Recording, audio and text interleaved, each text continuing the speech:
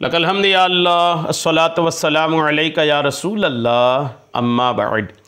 سلسلہ ہے ناظرین کے سوالوں کے جواب دینے کا۔ ناظرین میں سے ایک نے ہمارے کسی ویڈیو کے کمنٹس میں چغل خوری سے بچنے کی دعا کے تعلق سے پوچھا ہے۔ تو چغل خوری اگر کسی کی عادت ہو چغل خوری کرنے کی اور وہ اس سے بچنا چاہتا ہے تو کیسے بچے؟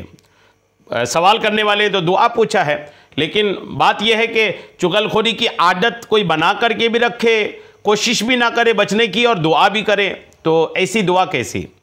اگر بندہ دعا کر رہا ہے کہ مجھے چغل خوری سے بچنا ہے تو اسے عادتیں چھوڑنے کی کوشش بھی کرنی پڑے گی۔ تو پہلے یہ سمجھتے ہیں کہ چغل خوری سے بچنے کے طریقے کیا ہے، کس طریقے سے بچا جائے۔ اگر آدمی طریقہ اختیار کر لے، کوشش کر لے، پھر اس کے بعد دعا مانگے تو الحمدللہ اسے اللہ کریم چغل خوری سے نجات عطا فرمائے گا۔ تو چغل خوری سے یا چغلی سے بچنے کے 7 طریقے آپ سنیے۔ پہلا طریقہ، چغل خوری سے نجات پانے کے لیے چغل خوروں کو دیے جانے والے عذابات کو اپنے پیش نظر رکھیے۔ اپنا محاسبہ کیجئے کہ جلتی سگریٹ یا تلی پر پاؤں پڑ جائے، گرما گرم برتن، استری یا پانی جسم سے لگ جائے تو چیخیں نکل جاتی ہیں۔ اگر چغلی کرنے کے سبب عذاب قبر میں مبتلا کر دیا گیا تو میرا کیا بنے گا؟ میرا نرم و نازک بدن اس عذاب کو کیسے سہے گا؟ ان باتوں پر غور کریں۔ دوسرا طریقہ یہ ہے کہ چغل خوری کی مذمت میں بیان کردہ آیات کریمہ اور احادیث مبارکہ کو بار بار پڑھیے اور سنیے۔ تیسرا طریقہ یہ ہے کہ چغل خوری عموماً زبان سے ہی ہوتی ہے، لہٰذا اپنی زبان کی حفاظت کیجیے اور جائز گفتگو کے علاوہ اکثر وقت خاموش رہنے کی عادت اپنائیے۔ چوتھا طریقہ یہ ہے کہ بری صحبت چغل خوری پر ابھارتی ہے۔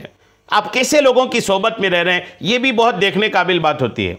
تو بری صحبت یہ چغل خوری پر ابھارتی ہے، لہٰذا ایسوں کی صحبت سے دور رہیے اور ہمیشہ خوف خدا رکھنے والی اسلامی بہنوں کی صحبت میں بیٹھیے۔ اگر اسلامی بہن ہے، چونکہ سوال کرنے والے اسلامی بہن ہے تو اسلامی بہنوں کی صحبت میں بیٹھے، اور اگر اسلامی بھائی ہے تو وہ اسلامی بھائیوں کی صحبت میں بیٹھے۔ جب بھی شیطان چغل خوری پر ابھارے تو اپنا یوں ذہن بنائیے کہ جب میں اپنے لیے یہ پسند نہیں کرتا، یعنی آپ کی چغلی کوئی کرے تو آپ کو کیسا لگتا ہے؟ تو جب آپ اپنی چغلی پسند نہیں کرتے ہیں تو کسی اور کی چغلی آپ کیوں کریں گے؟ تو جب بھی چغلی کرنے کا من آئے نا تو فوراً خیال کریں کہ یہ چغلی میں اپنے لیے پسند نہیں کرتا تو دوسروں کی چغلی میں کیوں کروں؟ کہ کوئی میری غیبت کرے یہ مجھے پسند نہیں تو میں کسی کی غیبت کیوں کروں؟ میرے بارے میں کسی کو بری بات کہے، میرا راز کھولے، میری چغلی لگائے تو مجھے دوسروں کے بارے میں بھی ایسا ہی رویہ رکھنا چاہیے۔ اگر آج میں کسی کی غیبت اور چغلی کروں یا ادھر کی ادھر لگاؤں تو پھر میرے بارے میں بھی اسی طرح کا سلوک کیا جائے گا۔ لہٰذا عافیت اسی میں ہے کہ دوسروں کی خامیاں دیکھنے کے بجائے ہم صرف اپنی خامیاں ہی دیکھیں اور ان کی ہی اصلاح میں مصروف رہیں، لگے رہیں۔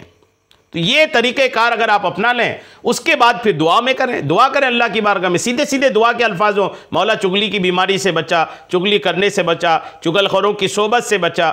اس طرح کی دعائیں بھی کرتے رہیں اور جو طریقہ بچنے کا بتایا اس پہ بھی عمل کریں۔ دونوں چیزیں جب آپ اختیار کریں گے نا انشاءاللہ چغلی کی عادت آپ سے دور ہو جائے گی۔ اللہ کریم غیبت، چغلی، بدگمانی، حسد، جو بھی باطنی بیماریاں ہیں اللہ کریم ان تمام بیماریوں سے ہم سب کی حفاظت فرمائے۔ آمین بجاہ النبی الامین صلی اللہ تعالی علیہ وسلم۔